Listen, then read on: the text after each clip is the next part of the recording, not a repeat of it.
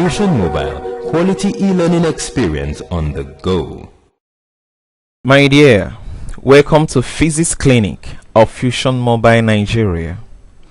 Today we are handling a topic known as units and measurements. But before we talk about units and measurement, I would really like us to discuss physics and know exactly what physics is all about. Physics is an experimental science which studies the physical properties of matter in relation to energy. So in physics, no physical parameter is meaningful unless it can be measured, quantified, and given a unit. In studying physics, there are two basic things we must consider in order to express physical quantity. One is the number, size, or quantity of the particular thing we are discussing. Secondly is the unit of measurement of that particular parameter. We now discuss about quantity and units. Quantity. This is the number or size used in representing the measured value of a physical parameter. While unit, this is an international accepted comparing standard to express physical parameters measured. There are two types of quantities.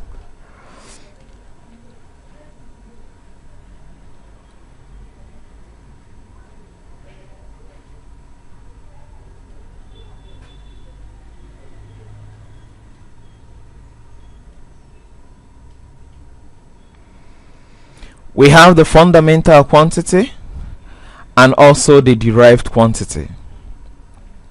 Also in units, there are two types of units. We have the fundamental units and the derived units. Now, fundamental quantities stroke units. These are the basic quantities stroke units that are independent of other quantities. They are the basic quantities or units upon which other quantities or units depend. This simply means in fundamental quantities, these parameters are directly obtained from measurements, while in derived quantities and units, they are those obtained by simple combination of fundamental quantities and units. We obtain derived quantities by combining two or more fundamental quantities in mathematical analysis in order to obtain derived quantities. Example of fundamental quantities. There are 7 basic fundamental quantities in physics. We have the length, which the unit is meter. We have the mass, which has the unit as kilogram. We have time, which has the unit as second. We have temperature, which the unit is Kelvin. We have electric current with the unit amperes. We have amount of substance with the unit mole. Then we have luminous intensity with the unit candela. While in derived quantities, we have quantities like area, volume, speed, density, velocity, acceleration, force, weight, momentum, pressure, energy or work done, power, velocity, acceleration, force, momentum, density, pressure, Young modulus, surface tension, and in fact every other physical parameter apart from the 7 given to us in fundamental quantities are all derived quantities. We now come to dimensional analysis. The dimension of a physical quantity simply indicates how it is made up in terms of the standard international base quantities. Example: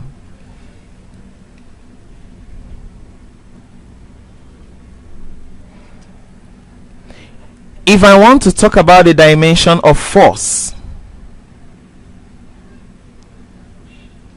which is force equal to mass times acceleration, we can now say that force is equal to mass. We know that the unit is kilogram, and The acceleration, the unit is meter per second square. That means, bringing this back to their quantity, we have force to be equal to kilogram will go back to mass, meter will go back to length, seconds will go back to time, then raised to power minus 2.